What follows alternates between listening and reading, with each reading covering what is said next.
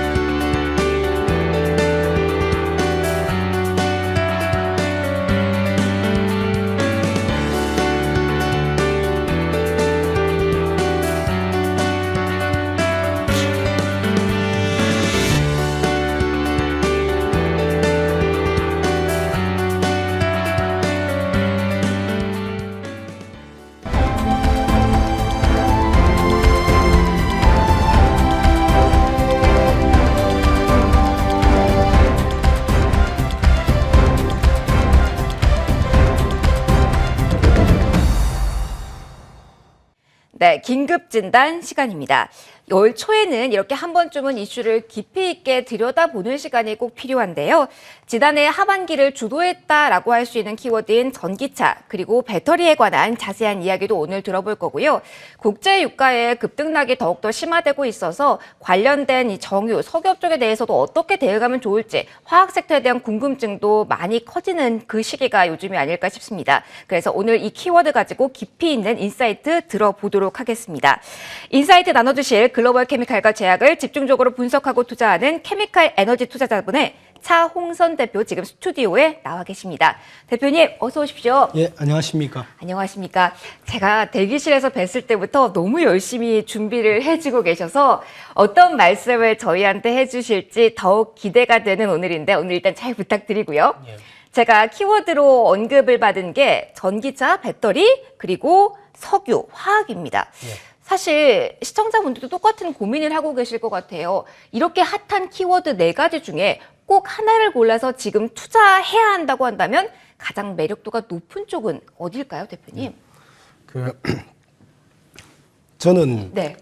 화학이 제일 낫다 이렇게 보고 있고요. 지금 현재. 지금 전기차, 배터리 쪽에 시선이 많이 몰린 상태지만 오히려 화학업종에 기회가 있는 게 요즘이다라는 예, 말씀이실까요? 그렇습니다. 예. 대표적으로 화학업종을 특히 주목해 보는 이유가 무엇일까요? 왜냐하면 전기차에 대해서 워낙 기대감을 많이 섞인 이야기들을 해주고 계신 이 시장이라서 다소 화학이 지금은 소외됐다라는 느낌도 살짝 받고 있거든요. 예.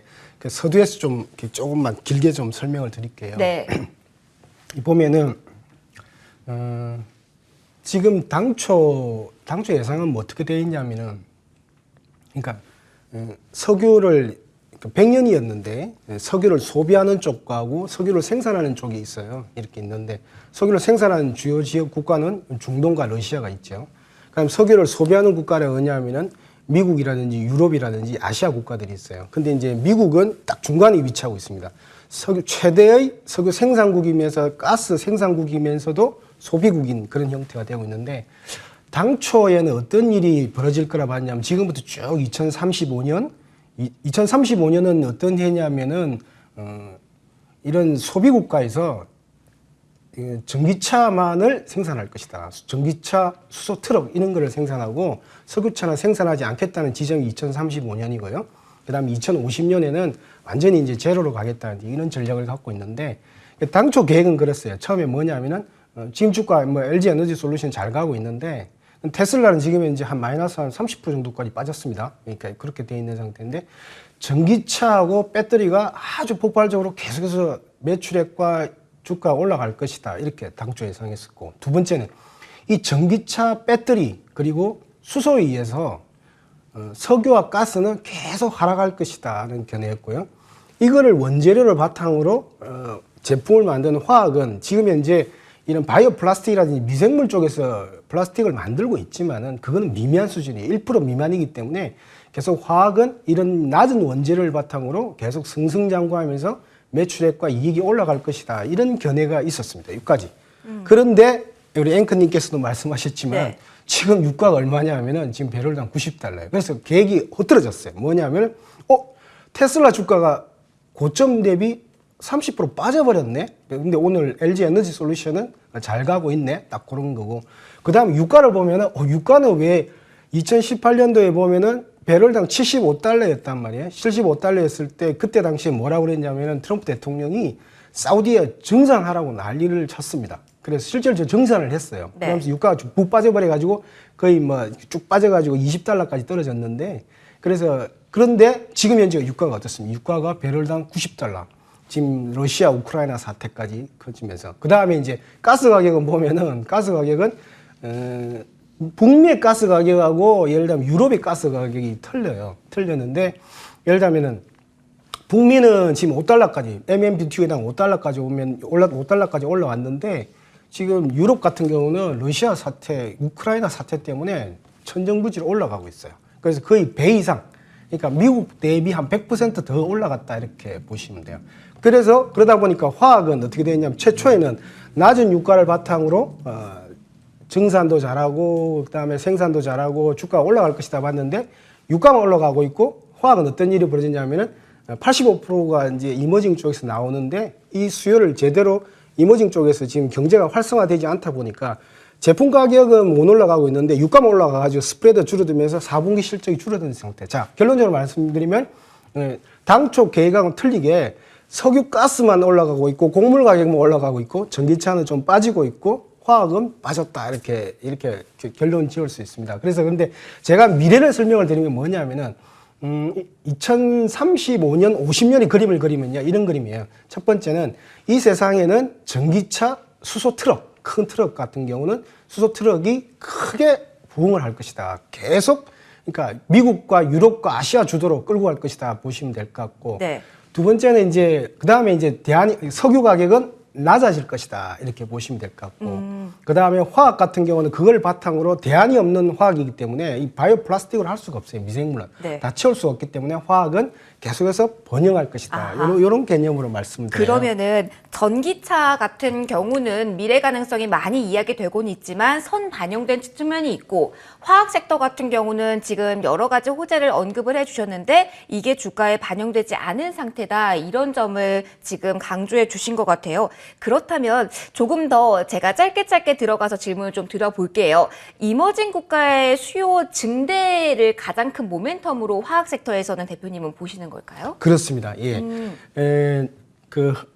보면은 그러면 화학 섹터 화학에서 네. 수요가 몇 퍼센트 그러면 이머징에서 나오냐면은 그림을 보시면 알겠지만은 이게 이제 15년 동안 이제 업데이트를 하기 때문에 그러는데 지금 현재 이머징에서 70%의 수요가 발생해요. 그러니까 아시아 쪽이라든지 뭐 남미라든지 동유럽 국가 이런 데서 70%가 발생하는데 저게 기준이 뭐냐면 2014년 기준이에요. 계속해서 올라가고 있는 게 보이시죠?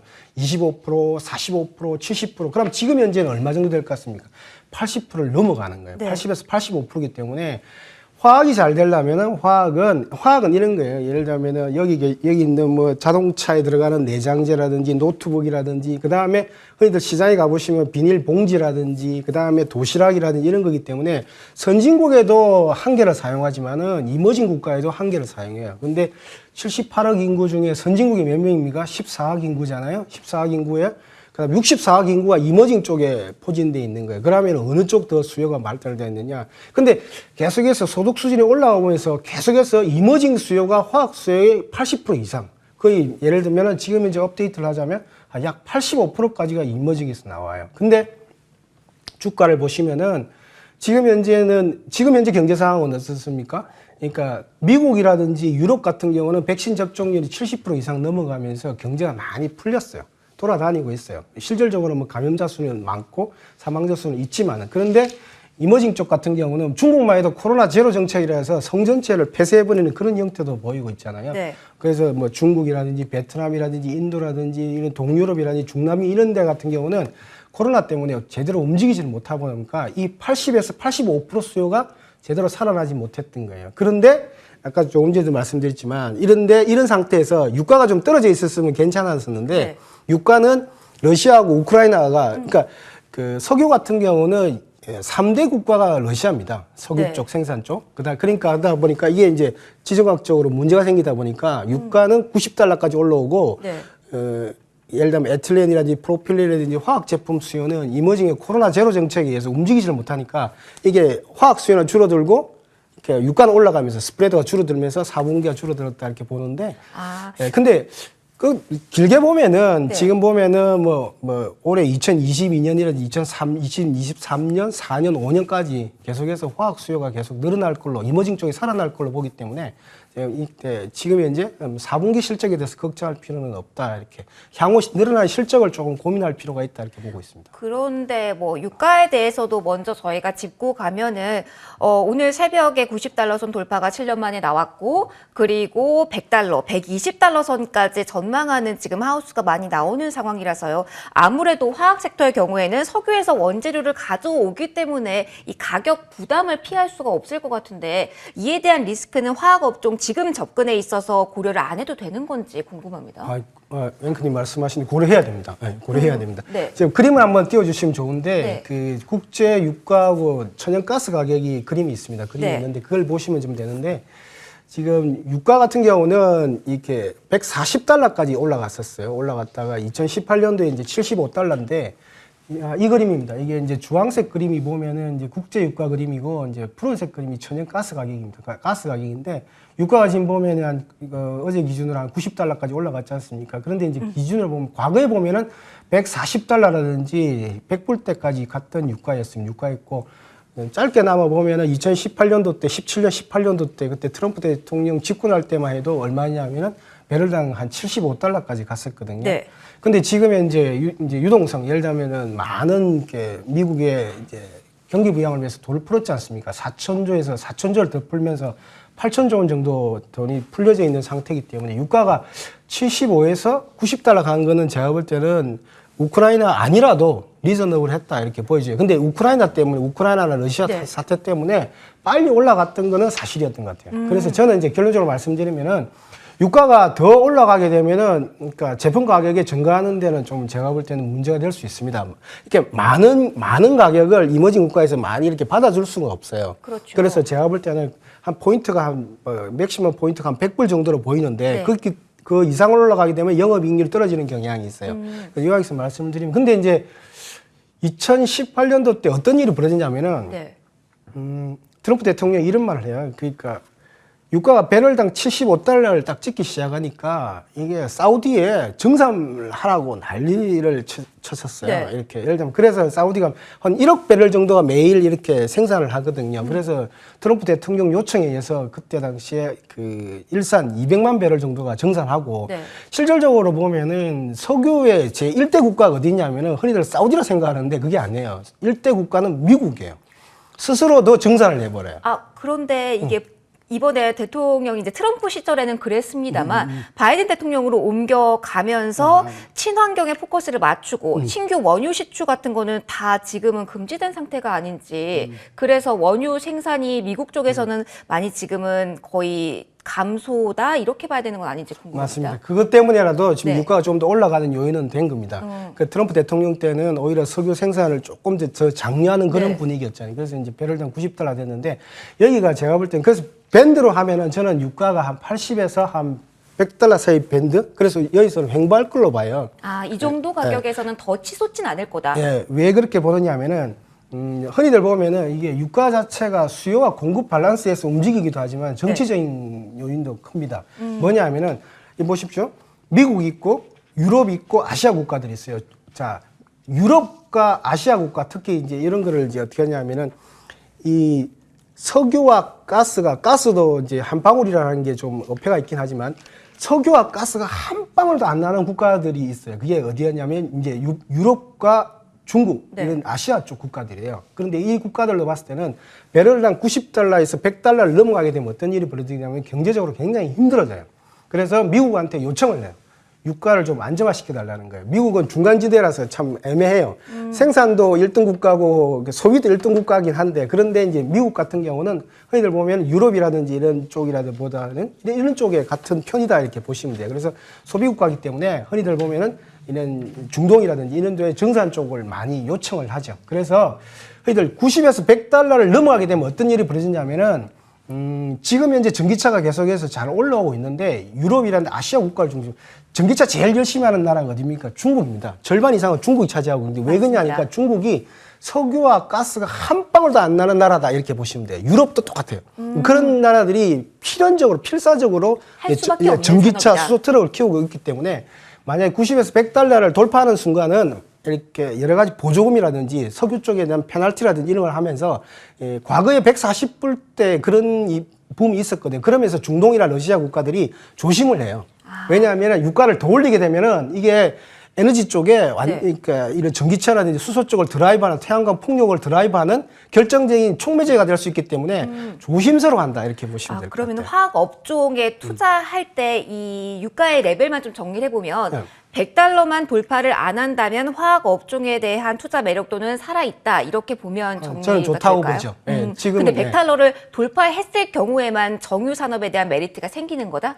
이렇게 조금 뭐 이 선을 가지고 나누기는 그렇지만 좀 편의상 이렇게 봐도 될까요? 그렇죠. 예, 그러니까 그 이하일 때는 화학이고 네. 그다음에 정유고 그다음 최고로 좋은 기업은 100달러를 돌파하게 되면 석유 기업들 있지 않습니까? 흔히들 네. 보면 엑슨모빌이라든지 사우디 아람코라든지 중국의 페트로차이나 네. 사이노펙 이런 기업들의 이익이 더 올라가는 그런 구조. 석유와 가스 연동하니까. 그런데 대표님이 지금 올해를 바라보는 시선을 제가 느꼈을 때는 정유 쪽은 계속 주가도 횡보할 것으로 이렇게 전망을 주실까요? 네, 맞습니다. 그 그림 자체를 보시면 알겠는데, 그러니까 흔히들 보면은 지금 제가 말씀드렸지만은 그 세계 최대 국가는 석유 생산은 미국이라고 말씀드렸잖아요. 그럼 기업은 어떻게냐면 기업은 사우디에 있는 아람코가 미국의 네. 그 세계 최대의 석유 기업입니다. 그런데 아람코의 수익 추정치를 보시면 알겠지만은 거의 2018년도보다 조금 높은 상태에서 횡보하는 쪽으로 보고 있어요. 자, 아람코가 그게 얼마냐면 예를 들면 여기 나오는데 단기 순이익이 한 120조에서 거의 한 3개년간 정도 횡보할 것이다 이렇게 봐요. 그러니까 네. 가장 많이 석유를 생산한 아람코조차도 유가가 더 올라갈 거라고 보지는 않는 거예요. 아, 그다음에 두 그렇군요. 번째는 이제 한 25조를 하고 있는 넘버 2 기업인 미국의 엑스모빌조차도 이게 유가가 거의 횡보할 것이다 이렇게 보고 있는 거죠. 그래서 지금 현재 구조에서는 이렇게 러시아 우크라이나 사태가 있지만은 유가는 90불에서 그러니까 80에서 100불 사이에 등락할 것이다. 네. 그리고 이게 정치적인 결정하는 여유도 되기 때문에 중동이나 러시아 같은 경우도 한 발 더 앞서서 이렇게 100불 이상 올리기는 스스로도 부담스럽다. 왜? 이게 전기차라든지 수소 트럭을 불러올 수 있는 결정적인 요인이 되기 때문에 네. 그렇게 봅니다. 그러면 화학 업종에 대한 메리트를 이머징의 살아난 경기와 함께 수요가 늘어날 것이다가 첫 번째, 그리고 유가가 이 정도 수준에서는 어느 정도 횡보할 것이다라는 전망을 주셨는데 공급적인 측면도 투자할 때는 저희가 체크를 위해 필요할 것 같습니다. 이쪽은 어떤 뷰 가지고 계실까요? 맞습니다. 공급이 한참 2020년 작년 같은 경우는 이제 네. 2021년 1월 달부터 한 12월 달까지 계속 이슈가 됐습니다. 뭐냐면은 이렇게 그러니까 향후에 보십시오. 그러니까 석유 기업들이 휘발유차, 경유차를 이렇게 원료를 공급하는데 그게 이제 전기차라든지 수소 트럭에 의해서 공격을 받는다면 석유 수요가 줄어든다면 그 기업들이 결국은 화학으로 갈 것이다. 근데 실질적으로 우리나라 보면 LG화학 같은 경우는 어떻게 됐습니까? 배터리로 갔죠. SK이노베이션 같은 경우도 배터리로 갔는데 그래서 공급 과잉에 대한 이슈가 작년에 있었는데 실질적으로 보면은 그런데 요약해서 말씀드리면은 그럼 가장 공급 과잉을 잘 알고 있는 회사들 예를 들면 중국에 있는 화학기업에 이제 넘버 3, 넘버 4가 있어요. 1등이 어디냐면 페트로차이나고 2등이 사이노펙인데 거기는 석유와 가스가 메이저예요. 그러니까 그 이제 횡보할 거라 이렇게 보는데 넘버 3, 넘버 4가 이제 와누아라는 기업이 있고 롱생이라는 기업이 있는데 중국의 넘버 3, 넘버 4 그러니까 3등과 4등 하는 기업인데 거기는 네. 순수한 화학 회사들이에요. 근데 그 수익 추정치를 보면은 2022년, 23년, 24년 그 회사들은 뭐냐 하면은 정설을 통해서 성장했던 기업이에요. 그러니까 그 흔히들 보면 중국을 두려워하시는데 중국은 계획 경제예요. 예를 들면은 그렇죠. 사이노펙이라든지 페트로차이나 밑에 있는 자회사들이 정설을 주도하는 거예요. 그리고 그렇죠. 전 세계에서 지금 현재 정설을 활발하게 있는 국가는 딱 2개 국가밖에 없어요. 어디냐면은 네. 한 개가 중국이고 한 개가 한국이에요. 오히려.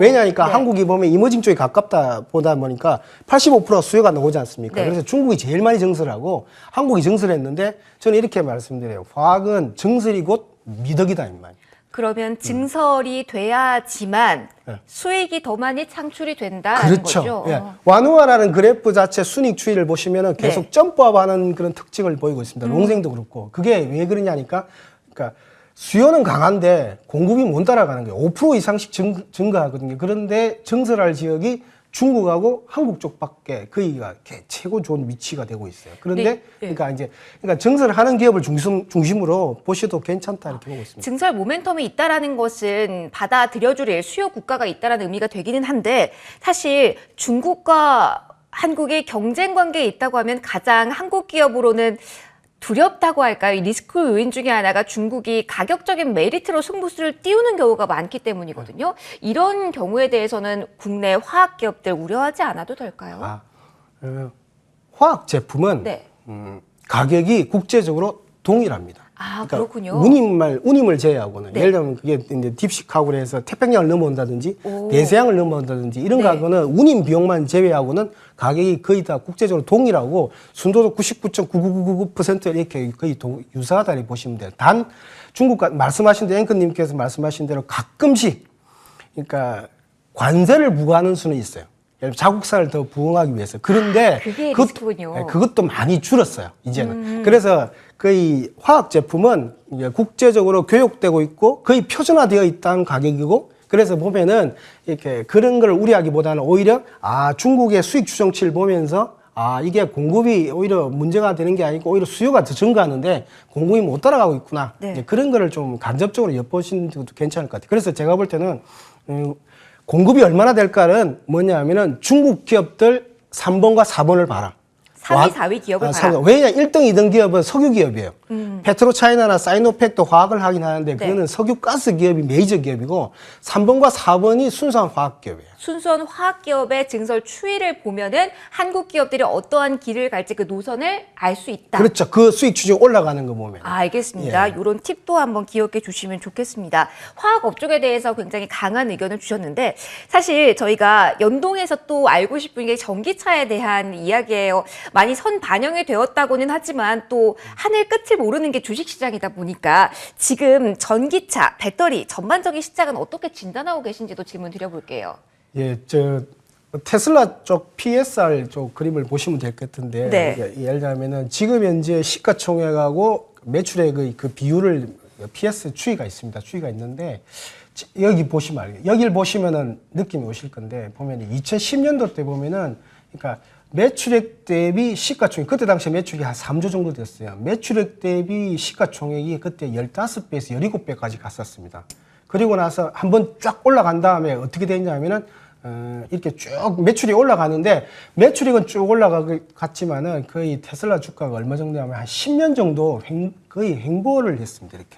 그러니까 한번 반영이 점프업 크게 한 다음에 그때 10배 이상 올랐죠. 테슬라가 10배 이상 올라간 다음에 매출이 올라올 때까지 쭉 매출이 따라 올라올 때까지 시가총액이 옆으로 횡보를 하는 그런 형태를 보였어요. 그러다가 2020년도에 주가가 거의 지금 현재 보면은 이렇게 점프를 크게 했죠. 15배 이상 올라갔는데 그래 보면 지금 올라가는 게 그러니까 그때 만약에 2020년도 때 산 투자자분이라면 10년 만에 한 번은 큰 기회를 잡으신 거예요. 잡았는데 네. 그때 PSR이 얼마냐면 그 200까지 떨어졌다가 지금 현재 한 15배에서 17배까지 올라왔거든요. 그러면은 어떻게 됐냐면 테슬라 주가를 보면은 역사적으로 보면 2010년대 그때 최고치에 있던 그 PSR 수준으로 들어왔습니다. 그래서 보면 현재 상황도 정확하게 보실 필요가 있어요. 그 전기차하고 배터리라든지 배터리 소재가 같이 연동하고 있으니까. 저희들 보면은 그 지금 현재 한 1000조 정도 되는데 그러니까 조금 예를 들어 보는 다른 쪽 뷰를 보면은 그또 빅하우스 이런 데 보면은 한 300에서 350조가 전기차 밸류에이션이 아니냐 이렇게 보는 견해도 있어요. 네. 그래서 그래서 나머지에 대해서는 한 700조 대해서는 소프트웨어 가치가 아니냐 그런 견해도 그렇죠. 있어요. 자, 그렇게 보면은 테슬라가 한 300에서 350조 보는 견해도 있고 근데 지금 배터리 기업 1등 기업이 CATL이지 않습니까? 그렇죠. CATL 같은 경우는 한 210조, 우리 LG 에너지 솔루션 같은 경우는 한 110조 되기 때문에 요약해서 말씀드리면 저 같은 경우는 밸류에이션 자체는 조금 올라왔지만은 지금 현재 2035년도에 보면은 유럽발, 미국발 지금 현재 내연기관차가 없어지기 때문에 새로 생산하는 거는 그렇기 때문에 점진적으로 올라갈 거다 이렇게 보고 있고 폭발적인 것보다는 점진적으로 좀 밸류에이션 자체가 좀 올라왔기 때문에 저는 그렇게 보고 있습니다. 마지막 질문 좀 짧게 드릴게요. 예. 점진적으로라고 말씀을 해주셨으면 지금 상당히 고점 부근에 이 전기차 그리고 배터리 관련 주식이 와 있는 상황이기 때문에 올해 만약에 신규로 접근을 한다면 기대치를 많이 낮춰야 한다 이렇게 정리를 해야 할까요? 큰 그림을 보면은 네. 2050년까지 꾸준히 가는 그림이기 때문에 많이 낮추기보다는 그냥 이렇게 거기들 보면은 테슬라를 생각하고 작년에 있는 테슬라 폭발적인 주가 올라가는 그것보다는 조금 이렇게 조금 완화시키는 것도 괜찮지 않나요? 하지만 성장성은 살아있기 때문에 역시 주목을 해야 된다. 이렇게 정리를 하겠습니다. 오늘 화학부터 전기차까지 소중한 말씀 들어봤습니다. 지금까지 케미카 에너지 투자자분 차홍선 대표와 함께 여러 가지 이야기 나눠봤습니다. 오늘 시간 고맙습니다, 대표님. 네, 감사합니다. 고맙습니다.